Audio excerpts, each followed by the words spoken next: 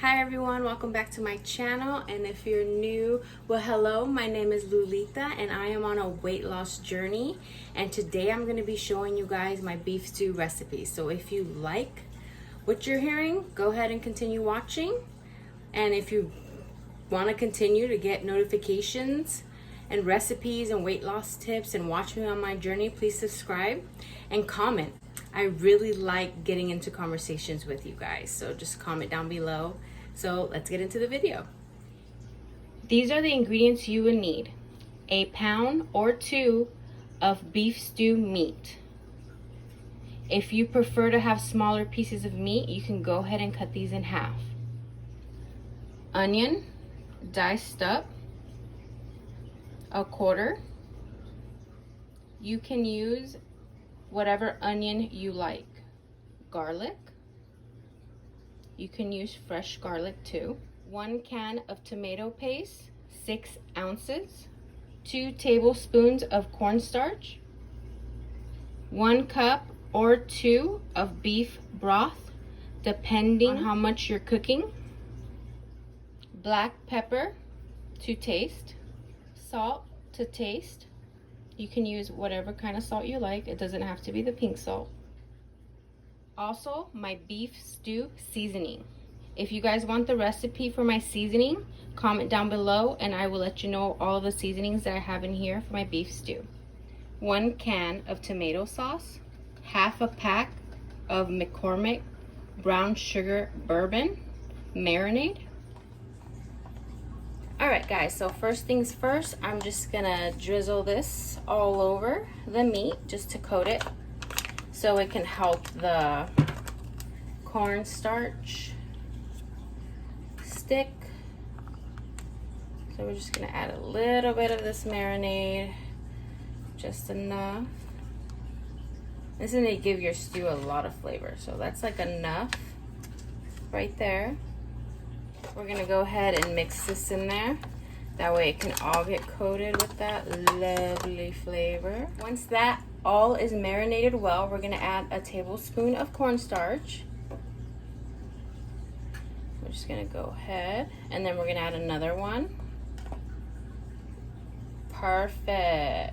Okay, once it's all coated, it's gonna look like this, all beautifully coated. And now we're gonna go ahead and pop them in the pot.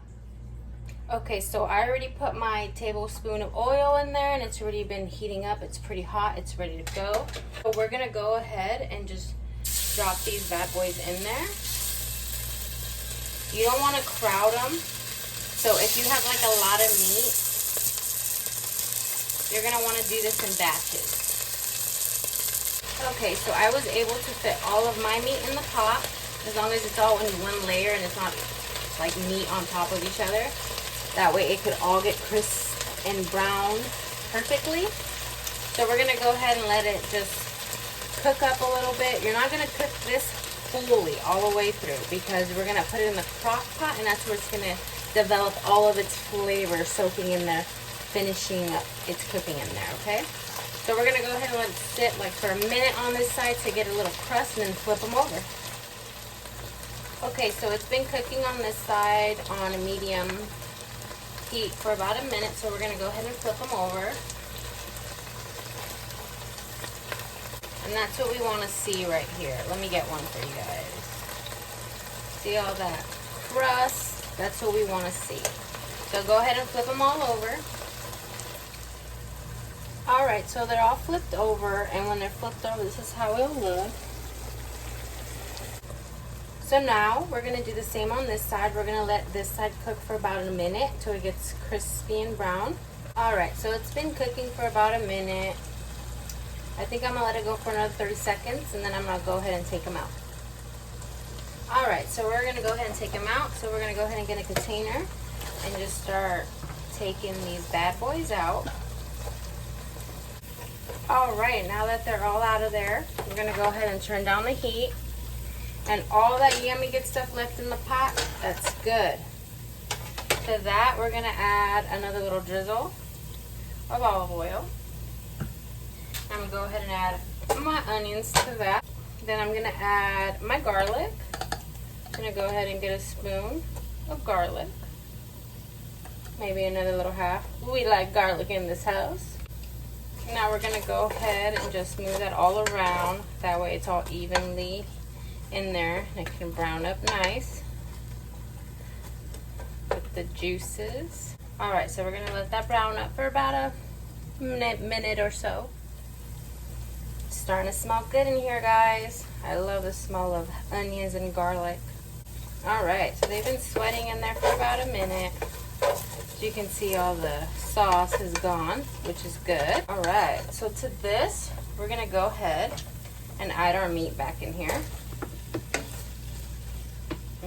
Get all that juice out, you're gonna want it. You're gonna go ahead and mix this all together. Now to this, you're gonna add your can of tomato paste. Add all of it in there. We're gonna go ahead and fill up the can with water and add that in there. Now we're gonna stir it all in there. At this point, we're gonna go ahead and turn up the heat again to medium high. Okay, now to this, we're gonna go ahead and add our potatoes and carrots. Just go ahead and dump all of that in there. You're gonna mix it all up. That way, all of that juice and sauce can marinate everything. Perfect. Now to this, we're gonna add some pepper. Remember, just for taste, because my seasoning for my stew, I already have some in there. And we're gonna add some salt. Perfect. We're gonna go ahead and mix that up. Now we're gonna go ahead and add the cup of beef broth.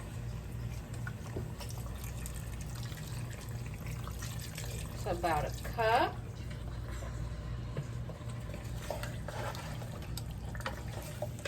Go ahead and mix all of that up. Don't worry about it being watery because that's why you put the cornstarch, so it can thicken it up. Now we're gonna add the other cup of beef broth. Perfect. And mix it up. Now to this, you're gonna add your 1 can of tomato sauce. And to that, you're gonna add your beef stew seasoning. Perfect. Now mix it all up. Now that it's all mixed up, we're gonna go ahead and transfer this to our crock pot. Okay, so I transferred it into my crock pot and I put it on high. And I'm gonna come and check on it in an hour just to see how it's doing. I'm gonna go ahead and put the lid right on top of that, and I'll see you guys in an hour. It looks good, it smells good. I tasted it and the flavors and the seasonings are perfect. So we're gonna go ahead and close it up, and we're gonna go ahead and let it cook for 2 hours, and then we're gonna come check on it and it should be done.